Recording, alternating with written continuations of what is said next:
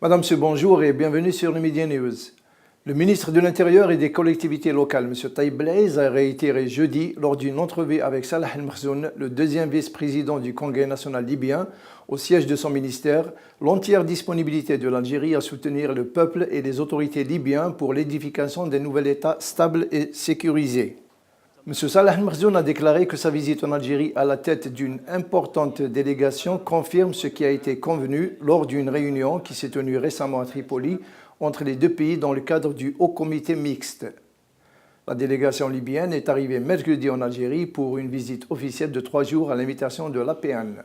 Chez nos voisins tunisiens, l'Assemblée constituante a achevé jeudi le projet de la finalisation de la nouvelle constitution chapitre par chapitre, rédigée par le Conseil des élections du 23 octobre 2011. La constitution inclut un préambule et 146 chapitres.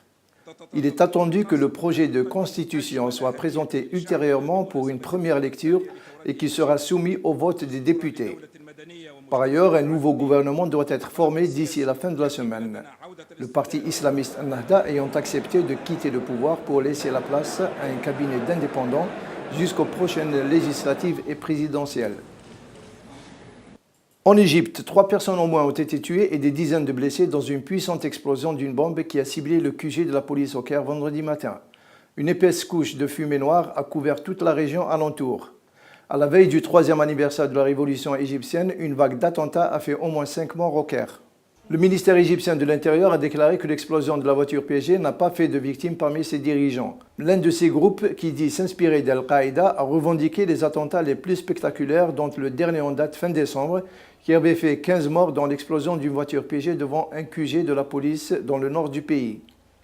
Jeudi, 5 policiers ont été tués dans l'attaque d'un poste de contrôle routier à Beni Souef, à une centaine de kilomètres au sud du Caire.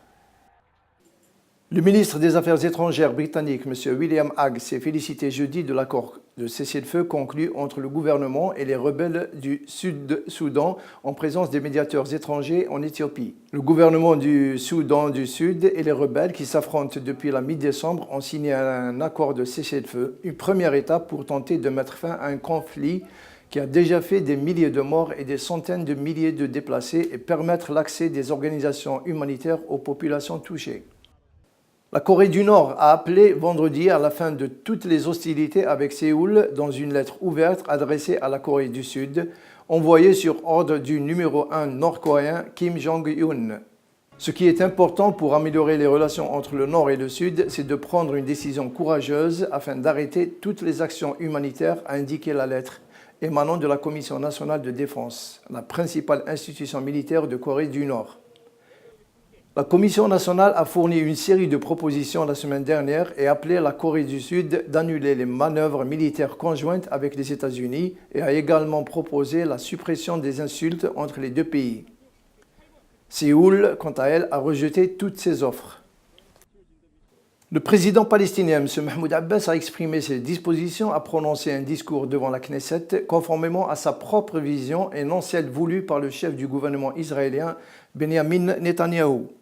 Le président Abbas a exprimé ses dispositions à prononcer un discours à la Knesset conformément à une vision reposant sur la revendication d'instaurer un État palestinien sur les frontières de 1967 et non en réponse à l'invitation du chef du gouvernement israélien d'aller à la Knesset et de reconnaître la judaïté d'Israël. C'est avec cette information que prend fin notre journal. Merci de nous avoir suivis. Excellente journée à vous. Au revoir.